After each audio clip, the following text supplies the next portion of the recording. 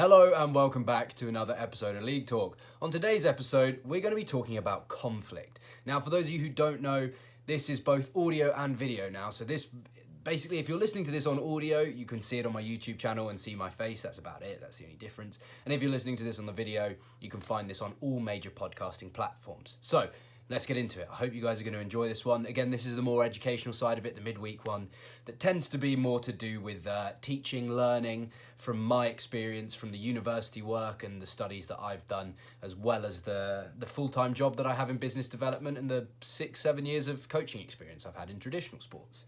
So, conflict. Why is this a podcast and why is this going to be something that's of interest? Well, the important thing is that this will always happen. Conflict in all walks of life is going to exist. And whether you like it or not, it's going to have to be something to deal with. So learning about it is going to be something that helps you. Whether you're a solo queue player, a teammate, a manager, or just anyone in general, really. Learning how to deal with it and learning how to navigate your way around it is going to be good. Now, this will be aimed at those three groups that I spoke about. Solo queue players, teams and managers, and throughout it won't be split into that manner, but throughout there will be themes that and examples that relate to those aforementioned sections. So let's get into it. Section number 1. Now, conflict is to do with frame of reference. Now, this is a really important term, and that's something that can be changed. So frame of reference is to do with the perception that we have of a subject. So it could be your frame of reference on whether or not TJ Dillashaw's fight should have been stopped as early as it was. It could have been your frame of reference as to whether or not Fnatic should have lost due to the pause that went on for so long. Or, you know, there's loads of different things to do with it. It's to do with your opinion and the sort of way that you understand a situation. So changing or altering a frame of reference can cause conflict to fizzle out or even dissipate in some scenarios. So section 1 is going to be all to do with understanding the reality of conflict. Now, the perception of conflict is so important, as conflict has many negative connotations and always can be seen as that way and is always perceived that way. It's always perceived as a bad thing. But the really important thing to remember, and this is why understanding the reality of conflict is going to be important, is that conflict can be both positive and negative. Now, conflict as a whole for a lot of people has that negative sort of demeanour to it. It means negativity and breeds it. And for those people, you will agree with the guy called Drew, D-R-E-U. Now, he suggests that conflict is always negative and will always lead to detrimental effects. So no matter what the situation is, if you have conflict, it's going to be bad. Now, the positive outcomes are outweighed by the negatives of conflict, according to Drew, and that's a really interesting topic and something that not many people will understand or necessarily agree with. It's something that the moment you deal with the idea of ends and means, so the end is the destination, the means is how you get to that destination, maybe that sort of opinion of it's always negative will dissipate. But we're going to get into that. So, positives and the positives of conflict, which to some can seem like sort of a contradiction. There's a guy called Tjosvold, and I hope I'm pronouncing that right. I believe he's Scandinavian. It's spelled Tjosvold. Now, he disagrees with Drew, and he says that conflict is inevitable. Now, that's something that I echoed in my introduction to this podcast and this video, but it is something that I strongly believe in. No matter what, conflict will occur.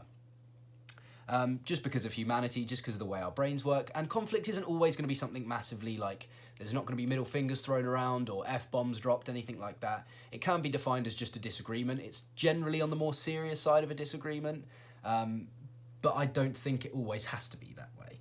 Now, he says that if it's handled correctly, and this is the really, really key thing, it can lead to extremely positive outcomes. Now, handling it correctly is something that we'll get into in section 2 of the podcast. But therefore, it should be understood and managed appropriately.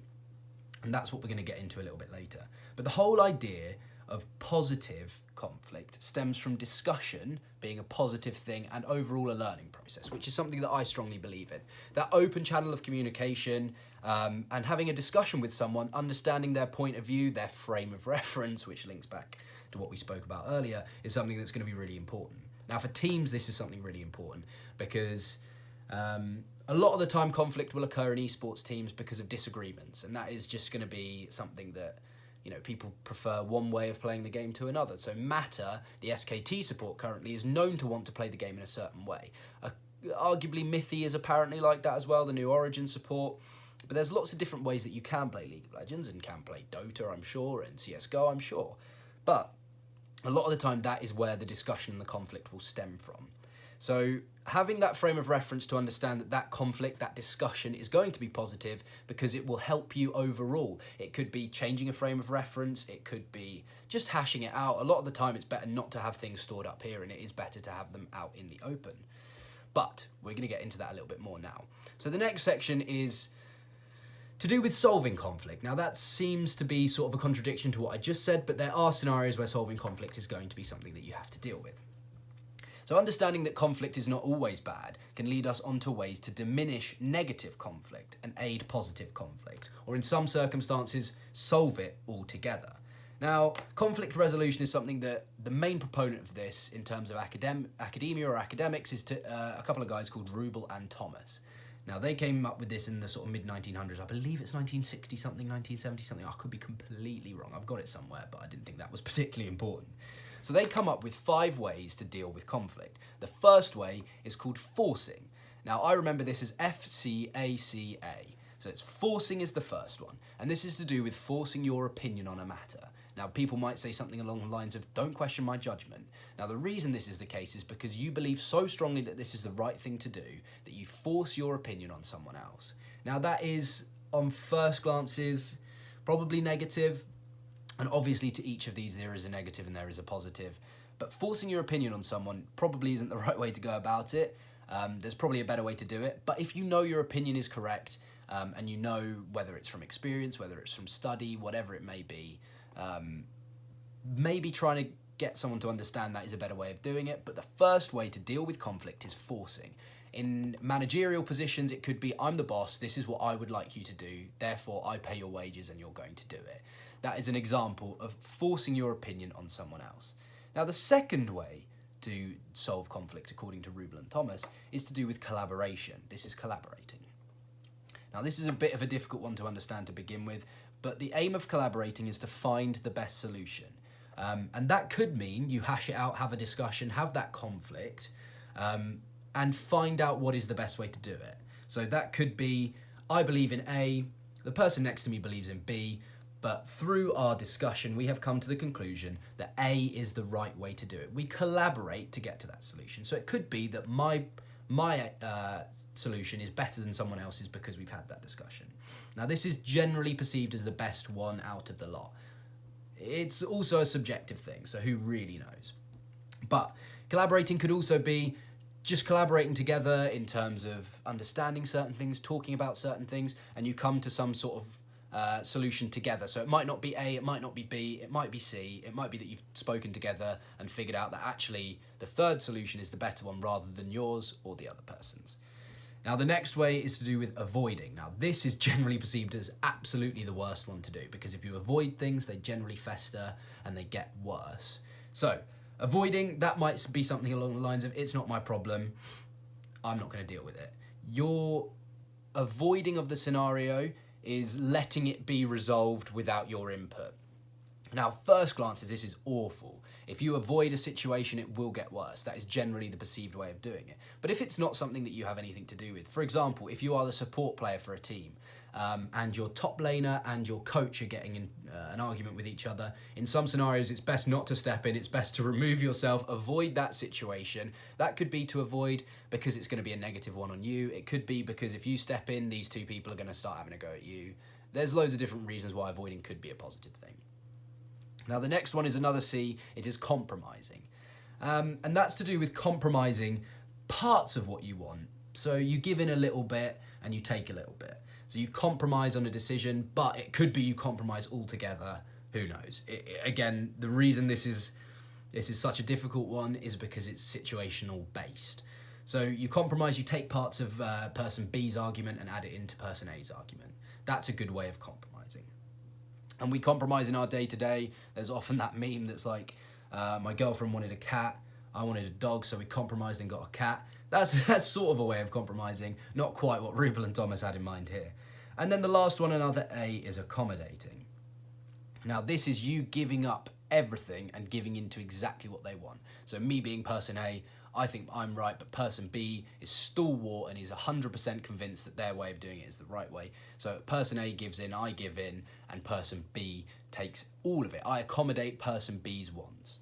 So those are the 5 ways that Rubel and Thomas break down conflict resolution. Now, it's a really difficult one. There are positives and negatives to it always. But the reason it's so difficult is because solving conflict is super difficult even when it's just 2 people.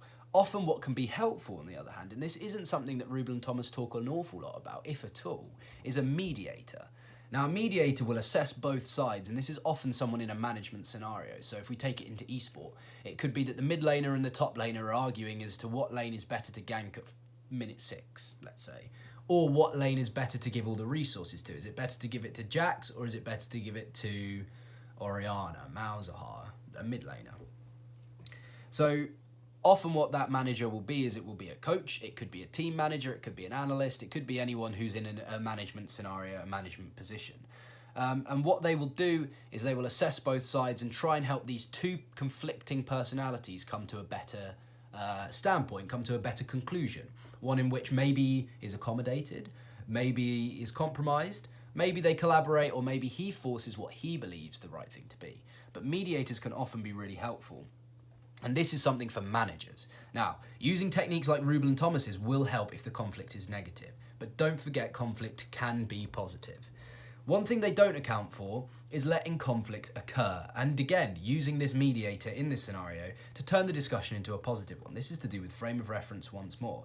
In conflict, and if the conflict is going in a positive direction, allowing this to occur and making sure that it's controlled and is moving in a positive direction can be a great thing. And it will help people develop, it will help develop personalities, it will help develop understandings. There's loads of different reasons why letting this, as long as it's in a controlled, positive fashion occur, will be positive. Now, that's something that Rubel and Thomas don't take into account, but mediators is something that I believe that managers should be able to step into that role, rather than getting someone outside. So maybe if you and your mate are arguing, getting another mate to do it isn't always the best way to do it. Taking this sort of neutral approach that a manager should be able to take is always going to be something positive. Now, section 3. I've given all this theory, I've backed it up with the guys, the positives, the negatives, the Dreu, Josvold, we've got Rubel and Thomas, all this sort of stuff. Can be a bit boring, but how do we actually apply this? Now, this is something that's really, really difficult. Again, I've echoed this throughout the whole podcast, and this is mainly because conflict is so subjective. It's based on opinion, and that's something we spoke about earlier. It's frame of reference. It's a situation-by-situation process, and therefore there's no cookie cutter, and one is likely to make mistakes. So you could go into a scenario trying to force your opinion, and that completely backfires. What you should have done is compromised. Maybe that's a scenario that could occur. But whilst avoiding is normally perceived as a negative technique, there are potentially better ways of doing it, as I said. Potentially it is the worst out of the 5, but let's talk about why avoiding could be positive, and let's apply this to solo queue. Now, solo queue is obviously one of the most difficult scenarios to find yourself in. It's nothing like real life, it's nothing like any reality I've ever been a part of. People are keyboard warriors, they're horrible, they're tilted, all these sort of different things. But in solo queue, this is probably one of the best approaches. So for the average solo queue player, the reason why this might be great is because not talking to those who are tilted or angry is a good choice in a given scenario. Maybe accommodating works, but let's focus on not using accommodating and using avoiding. If we avoid someone, not only does it not bring us down, and by avoiding I mean /mute in all chat, and making sure that mute all. Sorry, I'm still really ill from the last podcast as well. But making sure that no one is being spoken to, you can't see any of the negativity is sometimes a really good way to do it. Remember, you're not going to see these people potentially again after this. There's no way that if you're in silver or gold, the chances of you having the same person on your team 4 times in a row is really going to happen. Maybe in Challenger it's slightly different, but avoiding the conflict and avoiding this negativity is not only going to put you in a better headspace, but you don't end up accidentally riling the other person up. Maybe forcing is really good as well. And if you know exactly what the best option is, you know, you've got 2 inhibs down and for some reason the other team are running it down mid trying to get these there's nothing down the middle lane, so why not go into the top lane to get the inhib and to finish the game by having 3 inhibs down and flooding the base with minions and super minions. But doing that without a 5th man can be really difficult. So if you group as 4 in top and someone gets picked off mid, you get engaged on, it's a 5v4, potentially you lose. That's a really difficult scenario, which is why I think avoiding is often the best way of doing it. If you can communicate with people, obviously communicate. But this is a scenario in which everyone's so tilted that they don't want anything to do with winning. Their focus on is just being not a very good human being. But the thing to remember is it's going to be different in every scenario, and there is no cookie cutter, and that's like life. It's like fitness, it's like exercise, it's like nutrition, it's like, you know, meditation. Potentially it's like your desk. Maybe my desk is an absolute mess right now, I won't show you, but it is a mess, and maybe today that cookie cutter didn't work for me. But let's apply this to managers. Managers will have to use a bunch of different tactics to deal with conflict, and for said manager, being that mediator is a key attribute to pick up. Anyway, we've applied this to solo queue, we've applied this to teams, we've applied this to team managers, and those in management positions. The 3 sections were understanding the reality of conflict. It's both positive and negative. There's ways of solving it, diminishing it, or aiding positive conflict, in which Rubel and Thomas gave us 5 ways to deal with it.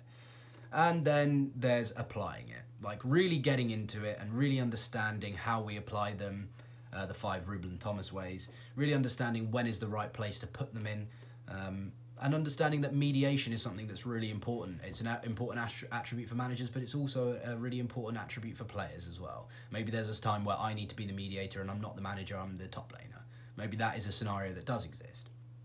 But to conclude further, I believe that conflict will occur. I'm in the Chosfold camp, and I agree with him in this scenario.